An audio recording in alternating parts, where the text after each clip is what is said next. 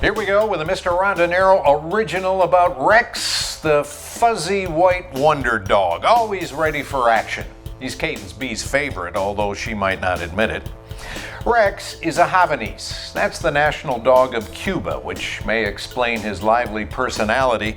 He likes to bark a lot.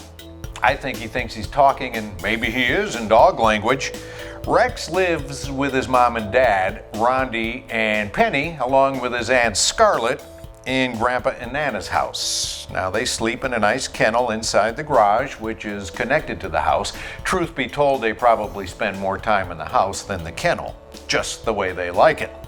When Cadence B visits, Rex loves to give her licks. I think he thinks a 12-year-old granddaughter tastes better than adults. We begin this story on a nice, quiet day at home. As a matter of fact, it's a little too quiet. Nana knew something was up.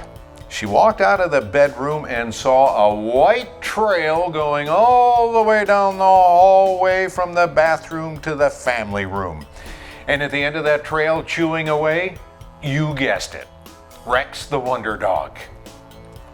Rex, I wonder when you will ever learn, said Nana. For some reason, Havanese dogs love to chew paper, and Rex was one of the best at that. Toilet paper topped the list. This was the umpteenth time that Rex or one of the other dogs had gotten the end of that roll and ran down the hallway with it. And once again, Nana rolled it back up, muttering as she went. Rex figured he'd better sneak outside while the getting was good. He found a nice sunny spot and laid down on the grass. The toilet paper run was fun, but now he was bored again. A quick scan of the yard found no birds or squirrels to chase. There was nobody on the road to bark at. Penny, Scarlett, and Rondi were all napping. What's a dog to do? Then Rex saw some movement in the grass. Something to investigate. The first thing he saw was a small tower of mud coming out of the ground. It had a hole in the middle. Interesting. Next to that mud tower was the strangest thing Rex ever saw. It wasn't that big, but it was long. It had buggy eyes and two big weird front legs, paws, feet. What were those things anyway? Well, Rex gave the critter a nudge with his paw and it skittered along in the grass. That was kind of fun. They played that game for a while till the critter had had enough and stood its ground. Rex moved in to give it a sniff. Ooh, what a bad move that was indeed. The critter latched onto Rex's dog nose with its long claw. That's what it was, a claw. And it hurt. And that critter was not about to let go. It hung on tight as Rex yelped and tried to shake it off. He ran around the yard, yelping and shaking his head back and forth.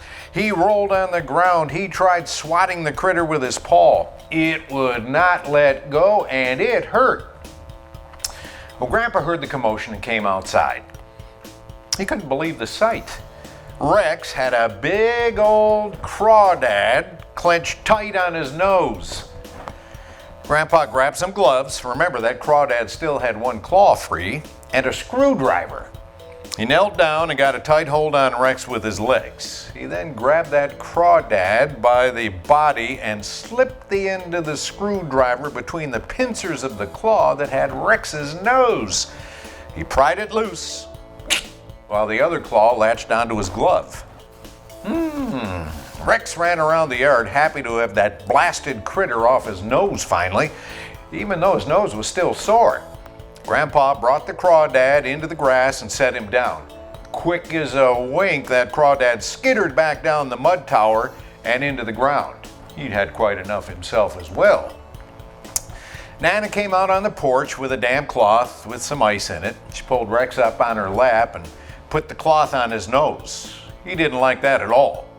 At first, but then his nose started to feel a little bit better. Grandpa sat down next to him and shook his head, saying, Rex, only you could caught a crawdad with your nose. You are a wonder. Rex dozed off to sleep, thinking about his next adventure. After all, tomorrow was another day